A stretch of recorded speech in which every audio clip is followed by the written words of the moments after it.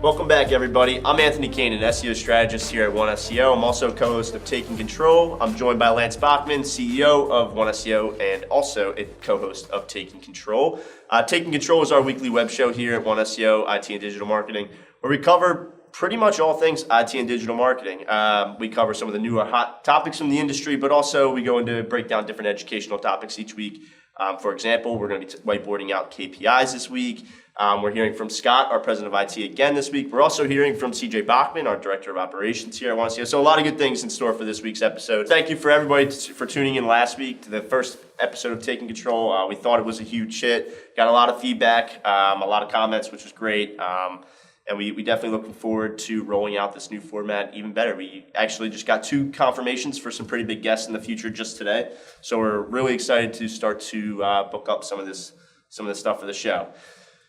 Jumping into this week, though, last week Lance and I spent maybe 10 or 15 minutes up here and also at the whiteboard really breaking down why rankings don't really matter anymore. Correct. And why it's a shame that so many people and so many companies harp on where they rank for specific keywords, when the reality is, like we explained last week, and I won't spend too much time, is that it changes for everybody. It changes based on the searcher. It changes to try to deliver results that make the most sense and for intent for that exact searcher.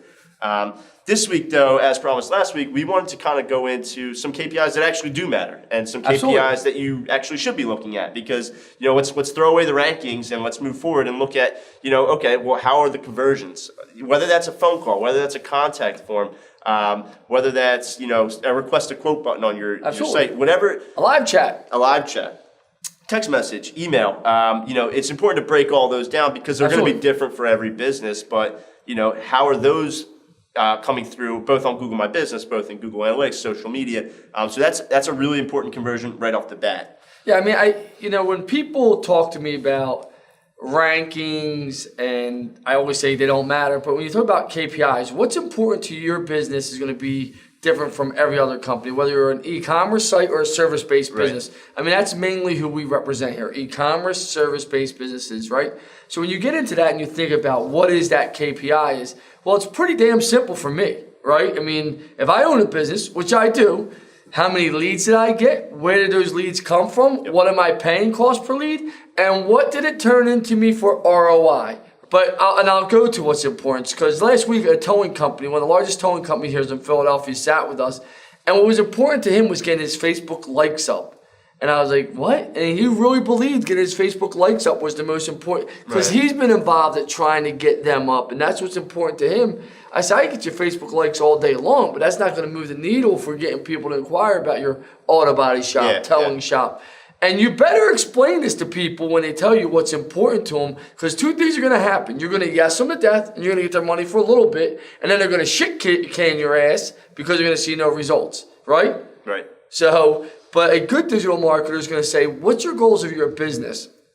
What's important to you? And those KPIs are going to get back to you. Well, I want to move my auto body division. I want to move my speed shop division. I want to move my towing division. Well, the only way you're going to do that is with leads, right? For the service-based business, through a phone call, an email, a text message, a chat, somebody that's walking in, someone using Google My Business when they find you online, just getting directions straight to your shop, right? So this is where it really comes down to collecting all that data and filling out the KPIs correctly, and then saying to your client, here they are, this is what it is, and this is what you spent, and this is your ROI. So you can even go further and just match all the information, what you can collect, put it to their information in their CRM or their point of sale system and say, hey, listen, you had 150 leads that contact you. Here's their information. What turned into business? Oh, that much business. This is still in the pipeline. Here's your ROI. So I love this part of it. I do think most businesses don't take the time to go that far in depth, which is just a shame. Right. But I do think if you do it correctly, you can really figure out what your ROI is on digital marketing and really show, hey, this is why these things are important to me. Hey guys, BJ Berge here. Today I'm going to talk to you about KPIs that matter. Last week the team talked to you about rankings and how those really don't matter anymore. What matters are the key performance indicators that are actually going to drive traffic to your site and create measurable results that you can move forward with and continue to grow. At the tip of the iceberg for most people online is going to be conversions, okay? Signups. Are people signing up on your website? Are they signing up for a newsletter, a demo, a white paper to get the top 10 tips that you should be doing to do blank? This is a good way to cultivate emails. Contact forms. Are people signing up through contact forms to get more information from you? Do you offer a service? Do you offer something that they want that they can fill out this form and complete? People will willingly give you information if you have something they want. Phone calls. Old school, right? Are people actually calling that number? How do we measure that? Call tracking numbers, specific numbers that only reside on that website or web page. We can also wrap those phone numbers in UTM codes. So when somebody's on mobile and they're clicking to call, we know that's happening. Emails. Are people reaching out to you through email on your website? Are they doing info at, clicking that to email you? If you have a unique email address that you only use on your website, this is another thing that you can measure. Live chat. Listen, with everything moving around in the world today, nobody wants to always pick up the phone. Nobody has time to fill out a form. Live chat, instant gratification. Are you missing out on this? This is something you should have. Request a quote. That's an easy one. You offer a service or product. They want more information about it. Cut out the middleman. Don't oversell them. And have them give you information back. And this way you can present them back with what's going to be the most optimal quote for them, right? It kind of takes out the human interaction, but it also gives a gratification of it. So these are all things that you can typically measure for conversions. But conversions are going to be different for me. They're going to be different for you. They're going to be different for the next guy. So you really have to buckle down. What matters to me online that's going to matter to my growth and success to move this company forward, right? So to that, is it cost per lead? Is it landing page conversion rates? Is it mobile conversion rates? These are things that you really need to sit down and assess. If you don't know what your KPIs are, you can't focus on what matters the most. So one thing I get hit with a lot is, well, if I rank number 1 for that keyword, it's going to drive traffic, right? I don't care what you rank for. I can make any site rank for whatever I need it to, but is it relevant, right? So this theory is out the door. It's not about rankings. We hammered that home last week. It will never be about rankings anymore. It's about performance and the performance that you need to be visible online. So when ranking number 1 for a keyword that drives no traffic, what's the point? That's bad. Start really buckling down what matters to you most and how are those terms that you're going for online going to get you back to the conversions that matter most. This is just the tip of the iceberg when it comes to KPIs. You really need to buckle down, assess what needs to be addressed for you to continue moving forward. Welcome back, I'm Scott Ficasny. This week I want to talk about something that happens to a lot of home users and also many of our business clients. Maybe you mistyped a website. Maybe instead of going to Microsoft.com, you put an extra letter in, or maybe you're doing a Google search and you end up on a page that you didn't mean to go on. A lot of times you might get this giant pop-up warning that's going to say your computer's vulnerable, your computer's at risk, you have a virus on your computer, call us ASAP, we're Microsoft, we're here to help. Don't fall for it. I'd say 99 out of 100 times that particular warning that you're going to see is somebody that has some kind of call center, more often than not overseas, that's going to talk to you on the phone, try to trick you into giving them remote access to your computer. After they're in your computer, you're opening up the door for them to completely shut you down, lock you out of your computer. What do they want next? Money. They're going to come to you and say, hey, if you want to get access to your files again, go to Rite Aid, go to Walgreens and buy a money pack or buy a money order. Go to Western Union and send us some money. If you ever really think you need to call Microsoft, go to Microsoft.com, click on the support button and look up their phone number directly, or call us or your local IT company. We're probably going to tell you it's a scam, but either way, we're here to help. I can't wait to see you next week. Have a great day. Hi everybody, it's CJ Bachman with One SEO IT and Digital Agency. Let's talk a little bit about social media advertising. Typically when we talk about sales, we talk about the funnel. Top of the funnel, middle of the funnel, bottom of the funnel. Let's talk a little bit about that funnel and how it relates to social media advertising. For example, your audiences are going to be different as you push them through the funnel. When we're looking at the top of the funnel, we're looking to connect with people. We're looking to actually start the engagement and get to know a little bit more about them, find out what they're interested in. Do they even care about our brand or want to engage with it at all? From there, we're looking at the middle of the funnel where we want to actually help them commit to being an audience viewer, commit to our service or to our product, actually buy into it. We want to be able to answer any questions that they may have about why they should use us for services that may be out there. So looking at the bottom of the funnel, those are individuals that are ready to make a purchase, whether it is a service that you're offering or a product, an e-commerce site, whatever it may be. When you're looking at the advertising on social media, you want to think about creating ads that are specific to where someone may be in your funnel. And each ad that you put out there should help them feed into the next level. So don't just throw one ad out there and encompass everybody that sits on Facebook or everybody that sits on Instagram. Think about what you want them to do next, and then serve up an ad that helps them do that. If they have questions about your company, answer it. Maybe they need to see a testimonial. Maybe they need to see the product in action. Really allow your advertising to work for you where people are in their stage of buying or research or understanding about your company. Fine-tuning your audience, serving them up what they need when they need it. That's how you're going to be in it to win it. Back to you, Anthony. All right, thanks, CJ. And we are back. This is the segment every week where Lance and I break down some of the bigger news industry stories. It's called The Digital Buzz. And this week we actually have some really interesting stuff to go over. Something that just broke this week. Google made an announcement that they are introducing a new program called the Google Shopping Actions. And basically what this is going to be is their sort of foot in the door to the voice-activated, voice-enabled searching, or shopping rather. You're buying things with your voice right through your Google Home devices or your Google Assistant on your phone. But it does go back over to desktop and mobile also. Absolutely, yep. So all the Google Assistant product suites there. And this is really interesting. It's a paid program. So you just like Google AdWords or advertising through Google or Google Shopping. And you would be paying per sale. So the way they kind of structure it is, obviously you can't click on anything really, so it would be sort of pay per sale that way. And it seems to be like this is the beginning of something sort of larger. The whole voice, Google and Amazon, a lot of these companies are really putting a lot of stock into the whole buying things through these devices. Whether people are doing it yet or not, they're investing a lot into this avenue. They are. So let's just clarify, because there's a lot of confusion around this product right now. Reuters broke the story. Right. They broke it wrong, and they kind of included organic into this. Yes. Organic is not a piece of this. Danny Sullivan confirmed it, got it done. Nice job to Danny. He made sure it was clear that it was separated out for Google Shopping only. So that's Google Shopping is a pay-per-click product for Google, just so everyone understands that part of it. Knowing this, it's already been in beta testing for people like Target, 1-800-Flowers, a few beauty companies. And they're finding people are actually buying these products and they're using the voice and they're actually spending more through it.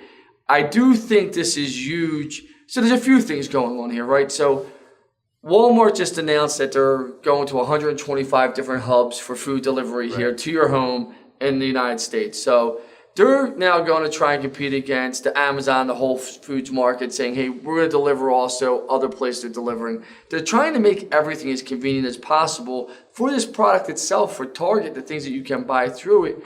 You know, Target's flat out saying, hey, listen, you're going to get it from the local Target store within inside of 2 business days, maybe even 1 business day delivered to you. So it's great that it's a cost per acquisition. What that cost is going to be, I don't know. It might not pay for itself on the first acquisition, but think about how many people actually are going to come back and put you in their Target cart, make it that much simpler for them to buy. 1-800-Flowers saw multiple people coming by, buying again more and more.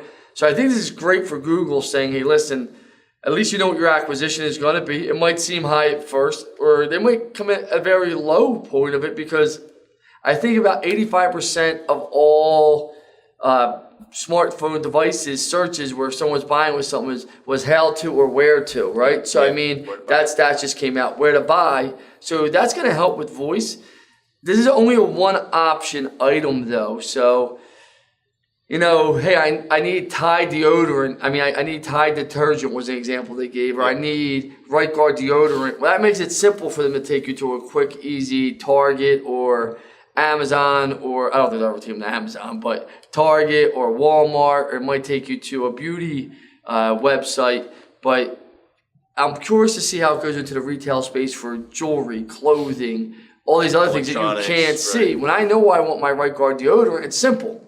Right Guard Yeah. deodorant, so I'm just curious to see how it plays. I do think it's a great part of being able to set your acquisition cost. And the biggest thing is that I don't know how much demand there's going to be for this, because we know people aren't buying straight through using voice on a daily basis. Everyone. Right, yeah. And the word that like I kept seeing in all these different articles is like frictionless, right? Like they want to try to create that frictionless experience where you go to get a paper towel and you realize the roll was empty and you say, hey, Google, order me more paper towels. And they'll say, hey, I found this 6-pack of paper towels from Target, because Target's in their Google Express, network. So you say, order them. Next thing you know, they're there the next day or whatever it might be. Like that's sort of the frictionless experience that they're trying to create. Like you said, I'm going to be really interested to see, like, if I want to buy a new microwave, that's a lot different than ordering a 6-pack of paper towels, because now I have a ton of different options out there. If I Google microwave, I'm going to get Google Shopping. The carousel is going to pop right up with all these different options. So how do they handle the one option thing for like some of the bigger products or jewelry or whatever it might be? I think that's going to be interesting to see. Well, you got to remember, with most voice, Alexa obviously brings back a screen now. I think Google Home will eventually put a screen to it. Yeah, I think they have to. Facebook saying they're coming out with their screen automatically attached. Yep. I think then it will make it a little easier also than when you can say microwaves, as your example, where to buy new microwaves, and they give you 6 across the screen, and you see pricing there and reviews, and you say number 3, boom, okay, add to cart, buy. It's that simple. Yeah. That's realistic. That technology exists. It's a matter of us, the end users, doing that on a consistent basis where there's enough volume to support a business just in the voice-activated business buying. 10 years from now, do I think it's going to be a lot more stronger? 5 years, absolutely. Do I think here today that you're going to see that? Somebody going out and buying a watch, a television, microwaves, things like that right now through voice? Unless you know the exact parameters of what you want, no. But do I see someone going and ordering 6 paper towels, like you said, for delivery? Yes, no problem. I think there's a lot of things that you're seeing become delivery. I think the name of the company is Puff or Puffs or GoPuff? GoPuff. I think that's where people are going. One of our employees, Ashley Aglavelva, works there, and that's how I found out about it. And I went and started looking at it. I'm like, if I smoke a joint and I get high and I just wanted some ice cream, I can just have ice cream delivered to my house. I don't smoke weed, but I'm like, it's pretty amazing to me. My internship was across the hall from when they had just started in University City. They were just in Philadelphia. They weren't in any of the other markets like they are now. And they really, they grew. That was it's cool Uber. idea, though, It's Uber for like just all the little things that you don't want to go out and get at the time. You might not want to get them. So it's just amazing to see where the technology is going, who's running to try and win the race. Do I think this is great, Google's cost per acquisition? Absolutely. I think it's great for e-commerce. I think it's great for watch it scale. I really want to see the verticals it goes into. And I want to see the demand for it, right? I can put a $20,000, $30,000, $40,000 budget into anything, but if people aren't using voice to buy things, right? My money's not being used to grow my company, so. Yeah, absolutely. I'm excited to see it as well. And like you said, we know that the voice is definitely on the rise, but we know the volume of people purchasing things right now through voice just isn't quite there yet. So, absolutely. There's just really no denying that. But I'm excited to see where it goes. And I think, like you said, it's a really great program from Google, and I think we kind of all saw this one coming from the backgrounds. So, a little bit of a surprise in the industry this week. As we know, Google is always testing things out, whether they are complete failures or whether they end up being rolled out across the board. Google's always trying one thing or another. One thing that they tried this week, though, was to show just one result for Google searches. So you often get it, like if you say, what's the time in Los Angeles right now? At the top, you'll get that featured snippet with the time from LA. But what they tried this time was to actually not show any of the other results under it. So right off the bat, the example we just gave, if you type in time, well, Time Magazine is just time.com. They took a little bit of a hit for those couple of days because people looking for time, they would just Google time or whatever it might be, and then boom, it's not shown anymore. So that was an interesting result. That's obviously since been rolled back. I'm sure Time was in their ear for that one. Absolutely. But it was just interesting. I mean, some other ones we saw were like date in London. Well, I'm looking for a date in London, or I'm looking for date ideas in London, or whatever it might be. Whereas Google's just showing the actual date in London. So that one was interesting because it only showed paid and one result. So it stripped the organic completely. Of course. Away. And listen, it's funny because, I'm lucky I get to speak with Google. I've been to Google. We speak at a lot of events together, and I have some great friends at Google. But I always say this, they're always pushing their artificial intelligence. They're smart, and they're incredibly smart people over there. Yeah. But make no mistake, they're using their brains on how to make advertising dollars. That's where over 90% of their revenue comes from. So, I mean, the fact that their AdWords came back for dates in London and nothing else did just shows you the mindset is, hey, listen, we're going to take all the queries away when we run this beta test and leave 2 AdWords up there. We're going to give you the date if that's what you want, but if not, you got 2 selections to go get your dating company. Right? That's it, yeah. And hey, us! And that's just one example. There was actually a brand that got completely stripped, aside from Time, that got completely stripped because they're the name of another town or something like that, a small town in Canada rather. So they actually got completely stripped away just for searching their brand. So you can see how, granted, there are a lot of searches that you would think would just bring back one result. How many quarts are in 6 gallons? There really is only one answer to that. There's not a brand out there that's called how many quarts are in 6 gallons. But there are a lot of ramifications to just some of these queries out there. Date in London is just a perfect example. Yeah, I mean, how do I get a date in London? Where to go find dates in London? I mean, listen, they're trying to bring back the best results, the intent of that end user, and we talk about that, and that's why rankings don't matter. But I do think a computer and artificial intelligence cannot replace all the time human beings and their thought process and what they're thinking. And that being said, was there over 1 billion queries still a day put into Google that have never been there before? Yeah, 15% of all Google queries are brand new. So 15% of Google queries are brand new every single day. Google's been around for 15 years. Yeah. I mean, how many different ways do people speak and think? I mean, that's through voice and that's through actually typing. Mm-hmm. So I think they're trying to get a little too slick and fancy, but it's gone, it's away, but you should know about it. And this way, when you only see one result, you probably know it's a beta test, not your computer breaking down. Yeah, no, that's what I got out of it as well, was the whole slick thing. But we thought it was interesting and wanted to share that story with everybody. So a story that Lance and I have been following for probably 6 months, maybe even longer, ever since it was really first announced, because it was really interesting to both of us. Was Google Lens. So this was a project that Google announced a long time ago, and basically what it was photo recognition. The cooler ideas behind it, the cooler aspects of it that they used to use to pitch it initially were that they took a picture of a pizza shop on the street, and the next thing you know, it's bringing back that pizza shop's Google My Business with their reviews and directions and things like that.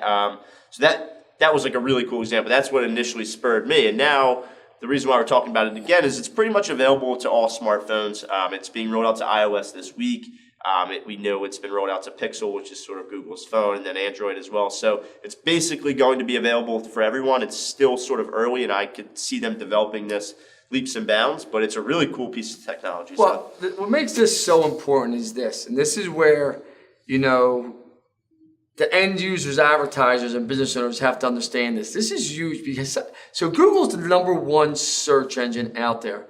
Behind that is Google Images. Yep. And people don't realize that. So you have Google search browser, then right behind that's Google Images, it's #2. And that's literally, that blows, like take YouTube, take Facebook, put them all combined, they don't make up Bing, Yahoo to what Google Images as a standalone. And where this gets really creative is not that I can take a business card, Photoshop it, take a picture of it and make it a contact is. Think about this. My son LJ's walking down the street. He sees a Batman he wants in the store. I can literally take a picture of the Batman, and now I have 3 other places that tell me where I can buy that Batman, have it shipped, or if I want to walk and go get that Batman, even though I'm looking at the store, something priced near it, the store might be closed, where I can go find it. Same thing for a bar, the reviews, the results. I can take a picture of, I'm walking with my son, Greggy, and he says, oh, look at those sneakers, Dad, I want a pair of them. Boom. I take a picture of this kid's Nike sneakers walking in front of him. All of a sudden, it identifies the Nike sneaker and it shows me the closest Nike shop or the closest retail place that sells that Nike sneaker and the amount. That's where it's going. Florist, animals, cars. Yeah. You know, you see a dog, boom. You take a picture of the dog you like, and then all of a sudden you have 3 pet stores that are in your vicinity that you can go buy a dog similar to this. Right, so it's really getting books. Same thing. I take a picture of a book that I might want to read. You give me back the reviews, where to get it. More by that author. Yeah, I mean, so billboards you're driving down. You want to see something on a company. You see an HVAC company that you might want to deal with, or a lawyer. Right? Yeah. Boom. You take a picture of them. You're going through it. You're thinking about hiring a lawyer. Going through a divorce. You're upset. You know, you found out your husband or wife, you know, isn't doing the right things. I guess you feel, right. Who cares? So. You're driving down, you see a billboard, you're like, you know what? That's the trigger that says, no, it might be time for you to look for a billboard, look for a lawyer. Boom, you click it, you see the lawyer, Michael Caine, one of our lawyers here. You see him and you say, no way, he looks like a great divorce attorney. Look at his reviews, phone number, address, you call Michael, it converts. Yeah, no, absolutely. And I think the one point that you made, because you can ask almost anybody, and pretty much nobody will ever say that Google Images is the second biggest search engine. No, most people don't. You ask anybody, and they immediately think, well, Facebook, or they think YouTube, or whatever it might be. But it is Google Images, and it's Google Images by a lot. So, like, I think, like you said, the whole point of Google Lens is it's actually is a really big piece of the puzzle. And I think that they can do so much with this just by moving forward. Google Images are so powerful in Google Lens. A buddy of mine, Dan Antonelli, he owns Graphic Designs, KickCharge is the name. He rebranded his company KickCharge in North Jersey. Right. And they do awesome wraps. Like they do kick-ass wraps for service-based companies. I mean, they do some really cool shit. And almost the number one way he gets a lot of his leads, besides referrals and some paid, is Google Images. Mm-hmm. Like he fights to be for when you type in, you know, HVAC truck wraps, when you type in whatever it may be, his images, because when they can show his work that he's done, other people call in. Yeah. I mean, even as far as that image on Instagram converted into a lead for him. So I think where people don't realize is how powerful images are. When you see something, it says, oh my God, I like this. Now you can go see something, use Google Lens, get all the information about it, get where you can go buy it, pricing, so much more than just trying to figure out what it is. Yeah, it's scary. If you have a problem online shopping when drinking or whatever, this is going to make it even worse, because you'll be out at the bar and like snapping shoes, yeah, whatever it might be. So that could be dangerous. But if you have an iOS or an iPhone rather, feel free to take a look for this. You're going to need the Google Photos app, but then the Google Lens option will be available at some point this week. So that is exciting, and just mess around with it. I mean, have fun. It's really I think it's awesome. Yeah, and I think it's awesome that business owners and digital marketers really pay attention more to images. It's growing, and it's all about data, right? It's all about make sure you're doing the right things. All your images on your site should be set up correctly so you can come back and all this stuff. Absolutely. Well, everybody, it has been a fantastic episode of Taking Control. We had some really awesome people. Hold on, Miss Caine, I got a surprise for you. Your friend's back. I know you wanted your son to have his friend back. He's back. We, upon all the feedback we got that this guy is no longer in the show, he is right here. He's on our outro. We'll see you guys next Thursday.